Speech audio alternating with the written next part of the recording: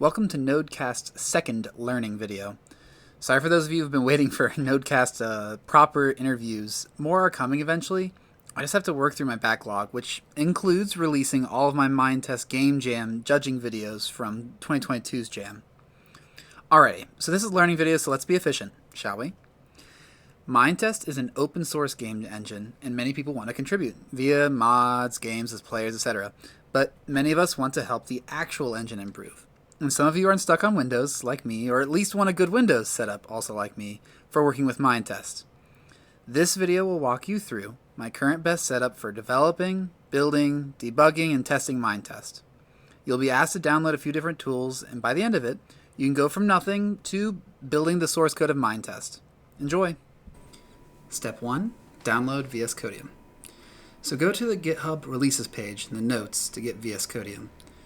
On this page is every possible release for VSCodium. We'll want the latest, so let's click Show All here. Next, bring up the Find menu via Ctrl-F and search .msi. We'll be looking for the latest x64 MSI, as that is what most of you Windows users will be on out there. Go ahead and download that. It'll take a bit. Step 2. Install VSCodium. Go ahead and click the downloaded VSCodium MSI in your downloads folder. Smart screen will likely pop up, click more info, and run anyway. Accept an open source agreement, click advanced install for all users, and accept the default location. Now these settings, I recommend turning on all of them except for file associations. You don't want to overwrite, Word, opening up text documents and stuff like that. Now this black screen is me allowing admin rights for the install. You'll have to do the same thing. Wait a minute. And it's done. All right, so let's go ahead and launch it, see if it opens. Success. So this is VSCodium for all of you that's never seen it before.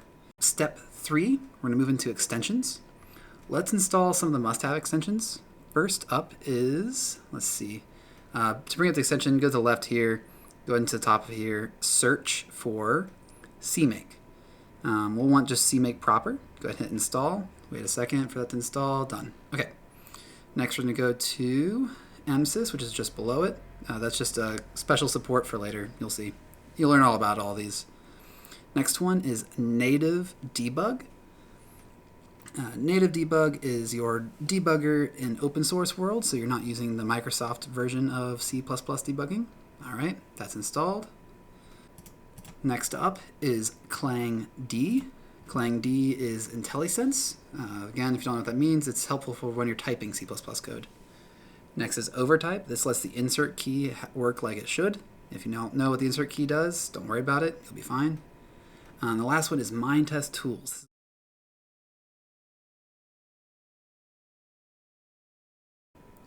Step 4, Cmake Tools extension. Go ahead and follow the link in the notes. This one you'll have to get from the actual OpenVSX site that hosts these extensions. I don't know why VS Code can't find it in their repos normally. Go ahead and hit the download button. Then find it in your downloads folder. Once it's downloaded, okay. Bring up VSCodium. And then we'll go to the extensions toolbar here, and we're going to drag and drop this V6 into that extensions bar. Wait for it to install. Good to go. Step 5, we have to download Msys2. Is a build tool for Minetest source code. It's an open source Windows build tool repository. Go ahead and click the top download link here. Step 6, we're going to install Msys2. Let's find our downloads folder again, run the Msys2 setup, accept all the defaults, and almost there. All right, at the end, go ahead and hit run. This is the Msys2 terminal. This is how we're going to download things for building Minetest. Step 7, let's install those Minetest dependencies. Now, we need all these tools. This is a long command. See the notes for the command. Hit accept here, just Y, proceed with the installation. This will take maybe 4 minutes on a fast machine, 5 to 10 minutes on really slow internet. It really depends, but this one will take a while. I'll cut it. Step 8, let's get Git. Go ahead and follow the link in the notes. It's gitforwindows.org. Git is how we manage source code. Git for Windows is how we get Git on Windows. So anyways, go ahead and download it. Takes a few seconds to download. Hit run. Wait for admin rights. Except a bunch of defaults here. There's only really one default we need to watch out for, and that is the editor. So go ahead and skip accept all of these. Keep going. And then drop down. Look for VSCodium here as a preferred editor. If you have something else that you like, go ahead, but VSCodium will work for most of our users. And now you have to hit next a whole bunch of times. Each of these is the same. For those of you that use Tortoise Git, you might have to switch your Tortoise Git to using this Git for Windows. That's later. For now, don't worry about it. For all of you, just accept the defaults. Trust me, it'll save you a lot of time. Okay, now that that's done, go ahead and bring up File Explorer, right-click here, and open Git Bash here. This is how you can use Git.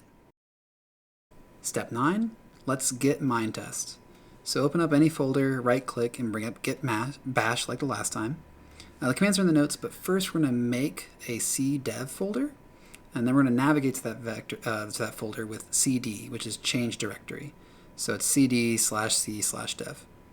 Once there, we're going to clone with git the Minetest source code. So it's git clone the link on GitHub for Minetest.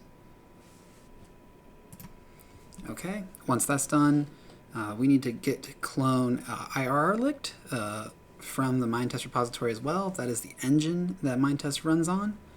You have to put that in the Minetest/lib/irrlict-mt folder. Again, the notes will have this command, I promise. We'll go ahead and wait for that to download here. This one's pretty fast. Step 10, let's compile Minetest. In your folder explorer, right-click the dev/minetest/lib/irrlict-mt folder and open it with VSCodium. In this pop-up at the top, go ahead and select the GCC option. And notice at the bottom, Cmake is going wild. It's doing some cool things, trust me. Once it's done, go ahead and press Ctrl-Shift-P to bring up this command options. And we're going to select the cmake build command. As you can see, we're waiting for the build to finish. Some warnings. Almost done. irrlict is pretty fast. Code 0 is good. Next, let's go and open up the top level Minetest folder. So to build irrlict first and then Minetest. Cmake will start right up. And we're going to do the same exact build steps again. So first it configures. This is cmake configure that you're seeing. The build files have been written. We're going to press Control-P again and run cmake build. This build takes a bit longer. Okay, that's done. Let's go ahead and open up a folder where that was built in the Minetest bin and run Minetest. Crap. Okay, these are DLL issues. Great, I'm glad this happened actually. So what we're going to have to do is we're going to have to fix our paths to find all the missing DLLs that normally come with Minetest when it gets installed. This often happens with development. So for next, step 11, fix your paths.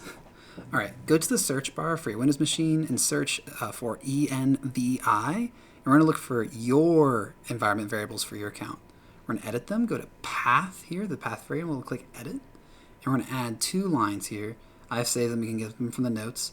But this is for the Msys binaries that hold the DLLs that we're missing. Click OK twice, and we're good to go. Step 12, actually run Minetest. Open up a new Explorer and find the dev Minetest bin in it and run it. Look, it's running. Okay, that's it for most of you.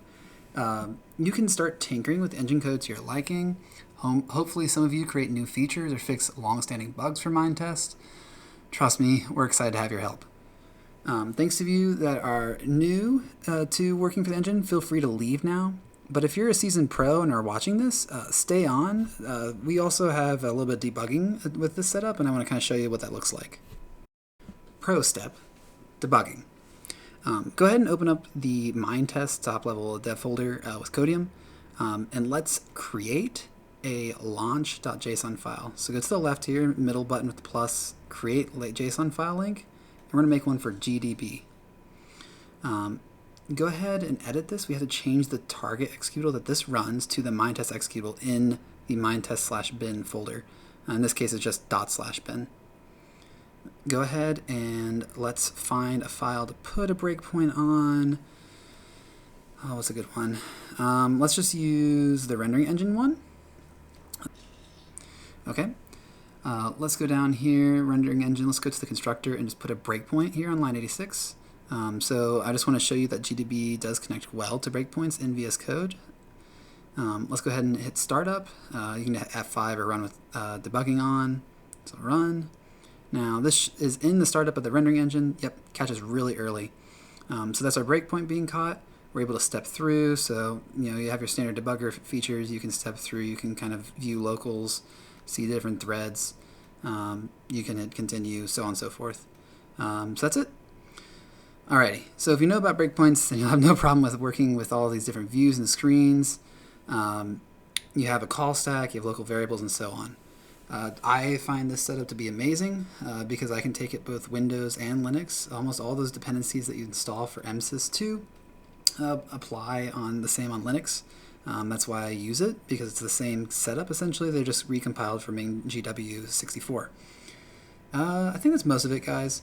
Let me know if you want me to change anything in kind of the comments section here or any mistakes I've made in this notes. This was mostly thrown together relatively fast because I am low on time nowadays. But yeah, give me some feedback. I'll be sure to change any notes or problems that you see in it. Thank you, everyone, and have a good one. Bye.